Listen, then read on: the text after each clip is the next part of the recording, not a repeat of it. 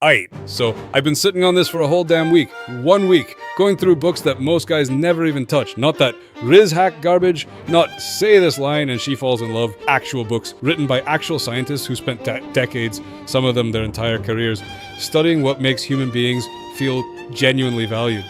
What I found completely changed how I think about it. Here's the uncomfortable truth. Most compliments don't land. Like, you genuinely think you're doing something. You think you're being real with her. And she's just standing there like, okay, thanks. Not because you're lying, not because you don't mean it, but because you're aiming at the wrong thing in the wrong way at the wrong moment. A compliment that misses doesn't just fail, it actually does damage. Because now she knows you were trying, and it still felt like nothing. That's worse than silence. That's actually worse. But a compliment that lands, nah. When it actually lands, she doesn't just feel good for a second. She starts seeing herself different. She starts seeing you different. It changes things. 6 techniques pulled from real books. Let's get into it. Technique 1. The love map compliment. From The 7 Principles for Making Marriage Work, John Gottman. John Gottman spent 40 years, watching couples in a literal research lab. Cameras, heart monitors, the whole thing, measuring every interaction. And he got so good at predicting outcomes that he could watch a couple for a few minutes and tell you with over 90% accuracy whether they'd still be together in 10 years. One of his most important discoveries was something he called the love map. A love map is the mental space you hold for another person.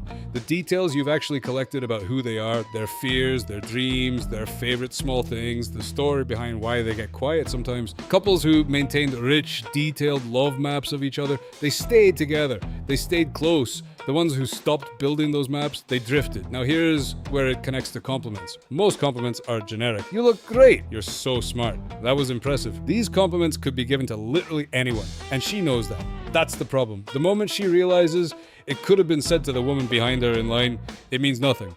A love map compliment is completely different. It can only be given to her because it comes from something you actually noticed, something you actually stored, not you did great today.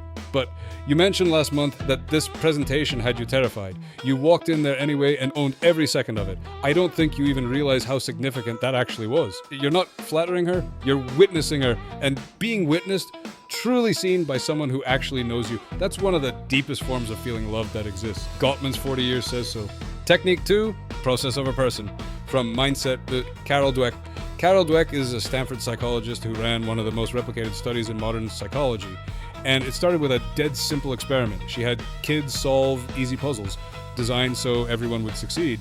Then she split them into 2 groups and gave each group a single compliment. Group A heard, "Wow, you must be really smart."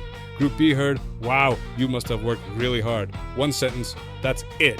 Then she gave both groups a harder puzzle, one actually designed to be difficult. Group A, the ones told they were smart, completely fell apart. They avoided challenges, they chose easier problems to protect their image. Some of them actually lied about their scores afterward. They gave up faster. Group B, the ones told they worked hard, that leaned all the way in. They tried longer, they performed significantly better, and they reported actually enjoying the hard problem. One type of compliment built fragility, the other built resilience. From 1 sentence. Dweck called this the difference between a fixed mindset compliment and a growth mindset compliment. Person compliments, you're so talented, you're so beautiful, you're so smart, feel good for about 2 seconds, but underneath them they plant a quiet anxiety. What if I fail and prove that wrong? Now she has to protect the identity you just gave her. Process compliments. The way you approached her that was genuinely thoughtful. Give her something she can actually build on. You're complimenting a choice, a decision, something she did deliberately. And choices can be repeated. Stop complimenting what she is. Start complimenting what she does. Not, "You're so creative." But the way you solved that, you didn't take the obvious route. That took real imagination and you know it. Not, "You're so kind." But the way you handled that situation with your friend, most people would have made it about themselves. You didn't even hesitate. She can't do a damn thing with "you're kind." But she can fully own a specific observed choice. That's the difference between a compliment that evaporates and one that sticks. Technique 3, the language she actually speaks. From The 5 Love Languages, Gary Chapman. Gary Chapman spent decades as a marriage counselor, and he kept watching the same devastating pattern play out in different houses with different people, over and over. One person pouring everything into the relationship, genuinely trying, genuinely loving, the other person sitting across from them feeling completely, utterly unloved. Both people confused, both people hurt, neither person wrong. His conclusion after all those years, we don't all speak the same emotional language, and we don't realize it. He identified 5 ways people give and receive love: words of affirmation, quality time, acts of service, physical touch, receiving gifts. Here's the critical part most people completely skip over. We tend to give love in the language we most want to receive. So if your love language is words of affirmation, you're out here giving compliments constantly, genuinely meaning every single one, putting real thought into them, and she's just not moved. Not because you failed, but because maybe her language is quality time or acts of service. And your words, no matter how real, no matter how well crafted, feel like the wrong currency. Like getting paid in a currency you can't spend. The exact same information. I think you're remarkable. Lands completely differently depending on the form it takes. Tell her verbally if she's a words person. Show her with your undivided time if that's her language. Write it down if the tangible, rereadable version is what actually reaches her. The most sincere compliment in the world, delivered in the wrong language, lands like a song played in the wrong key. All the right notes, completely off. Technique 4, the vulnerability amplifier. From Daring Greatly, Brené Brown.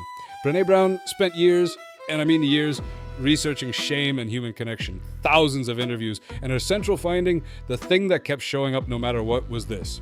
Connection is built through vulnerability, not performance.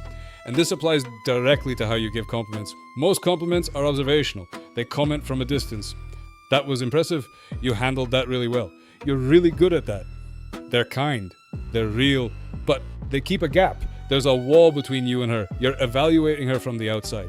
The most powerful compliments, the ones that actually create connection, are the ones that require you to be vulnerable too. They don't just say she did something good. They say, you affected me. And here's exactly how. Not, your writing is really good, but I read that piece you wrote and I had to stop halfway through because I wasn't expecting it to hit that hard. I sat with it for a while after. Not, you're easy to talk to, but I noticed I tell you things I don't tell most people. I don't think you even realize that about yourself. You're not appraising her from behind glass anymore. You're letting her see that she actually moved you. That something she did or created or said got past your defenses and landed somewhere real. That's not weakness. That's not oversharing. That's exactly what Brown means by daring greatly. And it's the difference between a compliment that makes her think that's sweet and one that makes her think about you at 2 a.m. Technique 5, the flow witness. From Flow, Mihai Csikszentmihalyi. Say that name however you want. I'm not doing it on camera. This man dedicated his entire career to studying optimal human experience. The moments when people feel most alive, most focused, most completely themselves. He called it flow. Complete absorption in a challenging, meaningful task. Athletes call it being in the zone. Artists call it being in the work. You know the feeling. And here's what his research found that almost nobody talks about. Most people move through their deepest capabilities completely invisibly. They enter flow. They produce something genuinely remarkable. Something that came from the deepest, sharpest version of who they are. And then they step out of it. And nobody says a damn thing. Not because nobody noticed, but because most people don't have the language to name what they just witnessed. They saw something extraordinary happen and they just let it pass. So when you see her completely locked in, absorbed, sharp, doing the thing she does better than almost anyone else on earth, name it specifically. Don't let it pass. Not you're so good at your job, but there's a version of you that shows up when you're in the middle of something you actually care about. It's completely different from how you are in regular conversation. Everything sharpens. I saw it today. It's genuinely something to watch. You're not complimenting the output. You're reflecting back to her something she literally cannot see from the inside. You're describing her best self back to her in enough detail that she recognizes it. Most people go their entire lives without anyone witnessing that version of them clearly enough to put it into words. Be that person for her. That's not something she forgets. Technique 6, timing and the lingering compliment. From Mindfulness, Ellen Langer. Ellen Langer has been at Harvard for 50 years studying one deceptively simple idea. Most of us are sleepwalking through our own lives, moving on autopilot, barely registering what's actually happening right in front of us. She calls the antidote mindfulness, not meditation, not breathing exercises, just active, deliberate noticing. The intentional act of actually seeing what's in front of you instead of assuming you already know. And this connects directly to compliments in a way most people completely miss. Most compliments are given in passing. Quick remark, a glance. Then you move on to the next thing. She catches it for a second, and then it's gone. Dissolved into the noise of the conversation. A mindful compliment is different. It's slow, it's specific, it's fully present. It doesn't rush anywhere. It says, I stopped everything. I saw you, and I wanted you to know. So don't bury a real compliment in the middle of a conversation like it's a side note. Give it its own moment. Actually slow down, make real eye contact, say the thing clearly, then let there be a beat of silence afterward. Don't immediately pivot to something else. Don't fill the space. The silence is part of the compliment. It's communicating. This wasn't filler. This wasn't something I said because I felt like I should. I meant it enough to stop and let it actually land. In a world where everyone's half present and half distracted all the time, that pause alone tells her everything.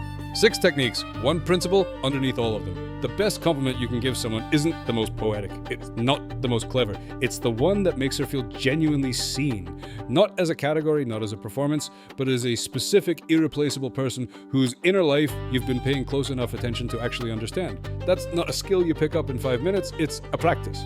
Built from real attention, real curiosity, real presence over time. But when you get it right, when you say the thing that makes someone feel like you actually know them, they don't forget it. Not because you were charming, not because you said the right line, but because you were actually there. And presence, genuine, undistracted presence, in a world that's constantly pulling everyone's attention in 100 different directions, that's the rarest thing you can give somebody, and she'll know it when she feels it.